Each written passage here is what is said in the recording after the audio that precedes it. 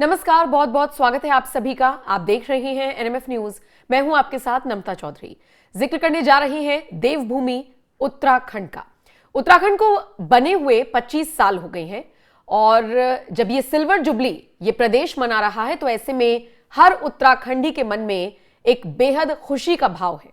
राज्य के मुख्यमंत्री भी इस खास मौके पर जनता को कई बार संबोधित करते हुए नजर आ रही हैं। तो कहीं पर आप देखिए ना, विधानसभा सत्र जब बुलाया गया तो यहां पर भी इस बात का उल्लेख करते हुए नजर आए। लेकिन विधानसभा के इस विशेष सत्र में कई और मुद्दों पर भी बातचीत हुई। इस दौरान राज्य के मुख्यमंत्री पुष्कर सिंह धामी ने लैंड जिहादियों की कमर तोड़ने का काम भी किया है। उन्होंने सीधे सीधे तौर पर कह दिया कि हरी नीली चादर डालकर अगर कोई कब्जा करने की कोशिश करेगा तो ऐसा नहीं करने दिया जाएगा।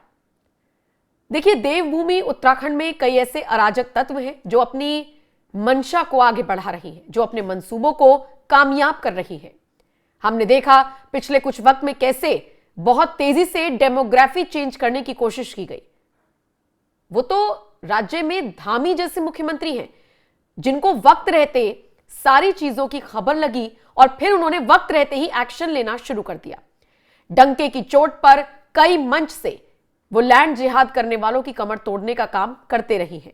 और ऐसे में जब ये विधानसभा का विशेष सत्र बुलाया गया और इसका पहला दिन था तो देर शाम राज्य के 25 साल के सफर पर चर्चा के दौरान जसपुर विधायक आदेश चौहान ने एक बयान दिया और उसी बयान के जवाब में राज्य के मुख्यमंत्री क्या कहते हैं? पुष्कर सिंह धामी कहते हैं कि हरी नीली चादर चढ़ाकर अगर कोई कब्जा करने की कोशिश करेगा तो यह करने नहीं दिया जाएगा।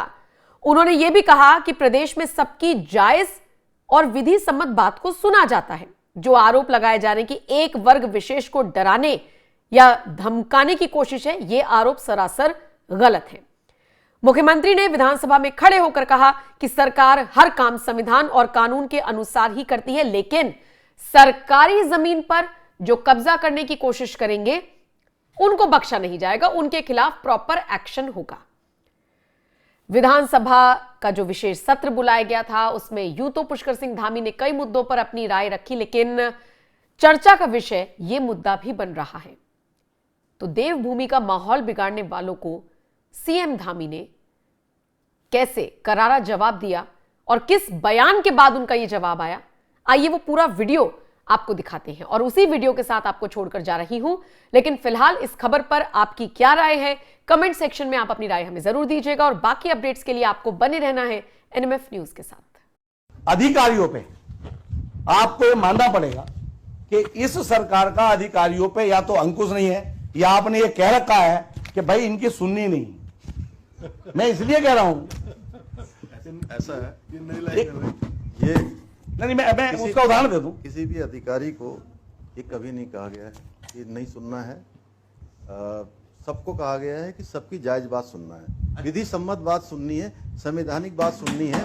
और जो अभी आपने कहा कि एक वर्ग विशेष को, धर्म विशेष को डराया धमकाया या उनको भयभीत किया जा रहा है, देखिए हम जो भी काम करते हैं संविधान के अनुसार करते हैं, व्यवस्था के अनुसार करते हैं, कानून के अनुसार करते हैं और देश की जो विधि व्यवस्था है उस व्यवस्था पर विश्वास करके उस विधि व्यवस्था को मानने के आधार पर काम करते हैं। जो इस विधि व्यवस्था को नहीं मानता है, कोई अतिक्रमण करता है, कोई सरकारी जमीनों पर कब्जे कर रहा है, लाल चादर, पीली चादर, हरी चादर, नीली चादर डाल के अगर सरकारी जमीनें कब्जा करेगा तो देवभूमि उत्तराखंड में नहीं चल सकता है। विधि के अनुसार उनको हटाया गया और आगे अभी अभियान चलेगा वो लगातार।